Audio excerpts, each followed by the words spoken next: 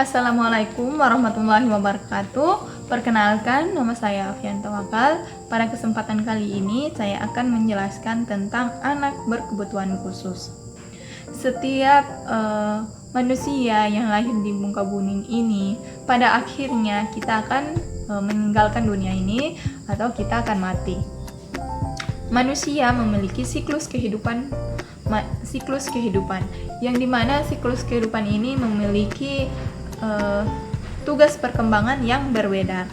Adapun siklus kehidupan manusia itu terdiri dari yang pertama yaitu masa pranatal.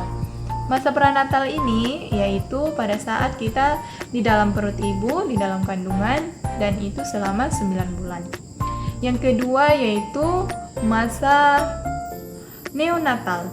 Masa neonatal ini pada saat kita lahir sampai dengan usia 2 minggu, yang dimana fase ini kita sangat rentan terhadap diri kita tidak bisa berbuat apa-apa, sehingga kita memerlukan bantuan orang tua atau orang-orang terdekat kita. Yang ketiga yaitu masa bayi. Masa bayi ini pada saat 2 minggu lebih sampai usia 2 tahun, yang dimana anak atau kita mulai mengenali orang-orang di sekitar kita, dan kita mulai disayangi oleh orang-orang terdekat kita. Yang keempat yaitu masa kanak-kanak awal dan masa kanak-kanak akhir, dimana setelah 2 tahun lebih atau sampai sebelum pubertas, semua kebutuhan kita akan dipenuhi oleh orang tua kita. Pada masa ini juga kita mulai bermain dengan teman-teman kita. Nah, yang kelima yaitu masa pubertas dan remaja. Masa pubertas dan remaja ini yaitu kita dituntut untuk bertanggung jawab terhadap diri kita sendiri. Masa ini juga kita mulai menikmati yang namanya pergaulan, pertemanan, persahabatan, percintaan, dan lain sebagainya. Yang keenam yaitu masa dewasa awal. Masa dewasa awal ini kita mulai ditandai dengan kita membangun impian kita mulai merencanakan tentang masa depan kita, serta kita bertanggung jawab penuh terhadap diri kita. Yang ketujuh yaitu masa dewasa akhir, yang dimana pada masa ini kita mulai mengambil keputusan yang sangat penting, yaitu bekerja dan menikah, serta kita bertanggung jawab penuh terhadap impian kita dalam menjalani impian kita yang tadi yang kita rancang di masa dewasa awal. Yang terakhir yaitu masa tua. Masa tua ini semestinya kita memiliki hubungan yang erat terhadap pasangan kita, anak kita, cucu kita, dan pada akhirnya kita meninggalkan dunia ini. Bagaimana dengan anak berkebutuhan khusus? Anak berkebutuhan khusus pun pasti akan melewati siklus kehidupan manusia ini. Tetapi ada sedikit perbedaan antara anak yang normal dengan anak yang berkebutuhan khusus. Misalnya tadi pada masa pada masa bayi, pada saat usia 2 minggu lebih sampai usia 2 tahun, untuk anak yang normal biasa sudah bisa berjalan, berbicara. Nah, untuk anak berkebutuhan khusus yang dalam hambatannya seperti hambatan mengalami fisiknya, dalam berbicaranya mungkin dia akan terlambat seperti anak-anak normal lainnya. Anak berkebutuhan khusus dibagi menjadi 2, yaitu anak berkebutuhan khusus temporer dan anak berkebutuhan khusus permanen. Anak berkebutuhan khusus permanen yaitu anak yang memiliki kelainan atau anak yang memiliki potensi kecerdasan. Nah, anak berkebutuhan khusus permanen ini memiliki perhatian dan pelayanan khusus seperti anak yang mengalami hambatan pendengaran, penglihatan, kecerdasan, fisik, emosional, sosial, atau kecelakaan sejak lahir di dalam kandungan, atau bisa juga setelah lahir mengalami kecelakaan.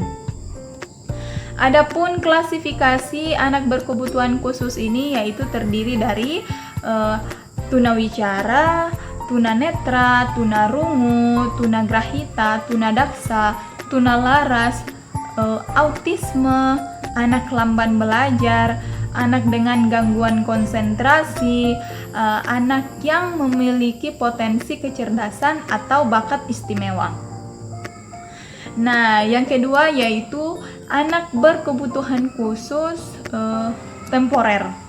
Anak berkebutuhan khusus temporer ini adalah anak yang pada umumnya namun karena situasi dan kondisi lingkungan, budaya, sosial, politik, dan ekonomi mengakibatkan mereka memerlukan pendidikan khusus. Misalnya anak yang mengalami bencana alam seperti tsunami, banjir, longsor, dan lain sebagainya, mereka akan trauma sehingga perlu pendidikan khusus. Hambatan perkembangan ini dikarenakan adanya faktor-faktor internal, yaitu yang pertama yaitu anak yang mengalami trauma akibat bencana. Yang kedua yaitu anak korban kerusuhan. Yang ketiga yaitu anak yang tidak mampu dari segi ekonomi sehingga perlu pendidikan khusus. Yang terakhir yang keempat yaitu anak yang tinggal di daerah terpencil atau terbelakang sehingga memerlukan pendidikan khusus, dan masih banyak lainnya faktor-faktor internal dalam anak berkebutuhan khusus temporer ini. Adapun istilah lain dalam konsep anak berkebutuhan khusus ini yaitu biasa disebut disabilitas atau penyandang disabilitas. Istilah penyandang disabilitas sama saja dengan anak berkebutuhan khusus. Disabilitas adalah keterbatasan diri yang berupa fisik, mental, sensorik, dan juga emosional.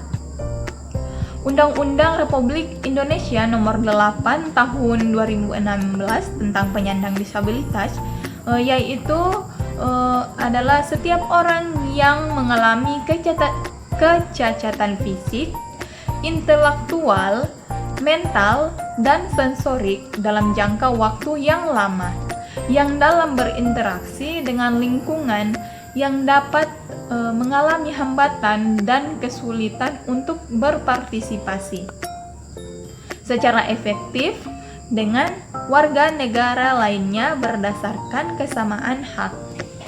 Nah, difabel ini juga disebut kemampuan yang berbeda dalam menjalankan aktivitas bila dibandingkan dengan orang pada umumnya. Penyandang disabilitas berbeda dengan penyandang cacat. Cacat adalah seseorang yang memiliki kelainan fisik ataupun mental, di mana kelainan fisik tersebut akan mengganggu bagi individu yang mengalaminya dengan lingkungan dalam menjalankan keseharian seperti berkomunikasi, berinteraksi dengan lingkungan, dan masih banyak lainnya. Difabel atau difabel ini dapat diistilahkan sebagai gangguan keterbatasan aktivitas dan pembatasan partisipasi, yang dimana gangguan adalah masalah pada fungsi tubuhnya, serta pembatasan partisipasi ini adalah kesulitan yang dialami oleh individu dalam keterlibatan dalam situasi kehidupan. Disabilitas tidak hanya dipandang oleh orang cacat. Pengguna narkotika juga itu termasuk disabilitas. Tetapi ada pelayanan khusus untuk melayani penyandang narkoba tadi. Itu saja yang bisa saya jelaskan. Terima kasih. Wassalamualaikum warahmatullahi wabarakatuh.